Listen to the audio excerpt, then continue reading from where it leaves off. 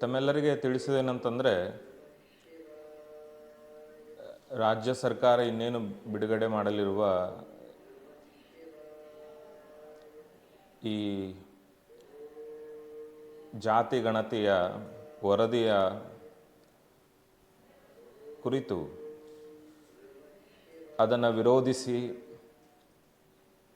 ಎಲ್ಲ ಸಮಾಜದ ವೀರಶೈವ ಲಿಂಗಾಯತ ಸಮಾಜದ ಎಲ್ಲ ಬಾಂಧವರು 28ನೇ ತಾರೀಕು ನಡೆಯುವ ಹೋರಾಟದಲ್ಲಿ ಪಾಲ್ಗೊಳ್ಳಬೇಕು ಹಾಗೆ ಅಂತ ನಾವು ಕರೆ ಕೊಡಲಿಕ್ಕೆ ಬಯಸ್ತೇವೆ.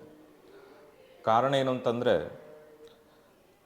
ಕಾಂತರಾಜವರ ವರದಿ ಪ್ರಕಾರ ವೀರಶೈವ ಲಿಂಗಾಯತರು ಅಂತ ಮಾಡದೆ ಅದರಲ್ಲಿ ಉಪಪಂಗಡಗಳನ್ನೆಲ್ಲ ವಿಂಗಡಿಸಿ ಕೇವಲ ವೀರಶೈವ ಲಿಂಗಾಯತರು ಕೇವಲ 66 ಲಕ್ಷ ಇದ್ದಾರೆ ಹಾಗೆ ಅಂತ ಆ ವರದಿ ಪ್ರಕಾರ ಇದೆ.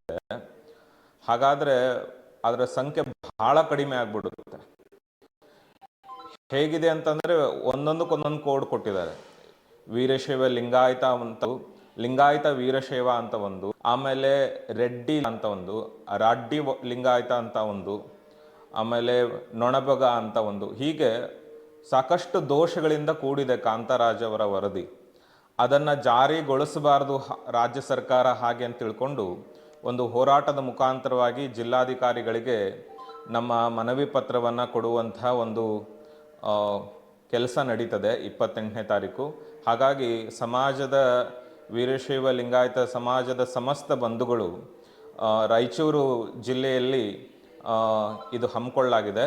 ಹಾಗಾಗಿ ಜಾತಿ ವರ್ಗ ವರ್ಣ ರಹಿತವಾಗಿ ನಾನು ಲಾಲ್ಗಂಡ, ನಾನು ರೆಡ್ಡಿ, ನಾನು ಜಂಗಮ, ನಾನು ಇತ್ಯಾದಿ ಒಳಪಂಗಡಗಳು ಏನೇ ಇದ್ದರೂ ಕೂಡ ಅದೆಲ್ಲವನ್ನು ಬದಿಗಿಟ್ಟು ತಾವೆಲ್ಲರೂ ಕೂಡ ವೀರಶೈವ ಲಿಂಗಾಯತರು ಹಾಗೆ ಅಂತ ತಿಳ್ಕೊಂಡು ಒಗ್ಗಟ್ಟಾಗಿ ರಾಯಚೂರು ಜಿಲ್ಲೆಯಲ್ಲಿ ನಡೆಯುವಂಥ ಈ ಹೋರಾಟದಲ್ಲಿ ಪಾಲ್ಗೊಳ್ಳಬೇಕು ಹಾಗೆ ಅಂತ ನಾವು ಈ ಮೂಲಕವಾಗಿ ಕರೆ ಕೊಡ್ತೇವೆ.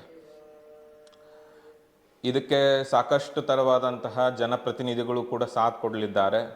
ಸಾಕಷ್ಟು ಮುಖಂಡರುಗಳು ಅಲ್ಲಿ ಬರಲಿದ್ದಾರೆ. ಹೀಗಾಗಿ ಸಹಸ್ರ ಸಂಖ್ಯೆಯಲ್ಲಿ ನಾವು ಅಲ್ಲಿ ಪಾಲ್ಗೊಳ್ಳೋದ್ರಿಂದ ಸರ್ಕಾರಕ್ಕೂ ಕೂಡ ನಾವು ಎಚ್ಚರಿಕೆಯನ್ನು ಕೊಟ್ಟಂತೆ ಆಗುತ್ತೆ.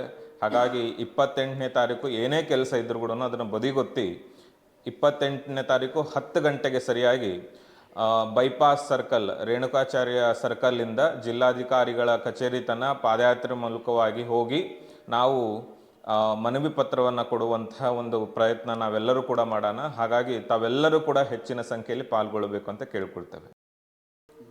ಈ ಒಂದು ಹೋರಾಟದ ಪ್ರತಿಭಟನೆಯಲ್ಲಿ ಈ ಜಿಲ್ಲೆಯ ಎಲ್ಲ ಹರಗುರು ಚರಮೂರ್ತಿಗಳು ಸ್ವಾಮಿಗಳು ಕೂಡ ಪಾಲ್ಗೊಳ್ಳಿದ್ದಾರೆ. ಹಾಗಾಗಿ ಸಮಸ್ತ ಎಲ್ಲ ವೀರಶೈವ ಲಿಂಗಾಯತ ಸಮಾಜದವರು ಈ ಒಂದು ಹೋರಾಟದಲ್ಲಿ ಪಾಲ್ಗೊಂಡು ಈ ಒಂದು ಹೋರಾಟವನ್ನು ಯಶಸ್ವಿಗೊಳಿಸಬೇಕಾಗಿ ಕೇಳ್ಕೊಳ್ತೇವೆ.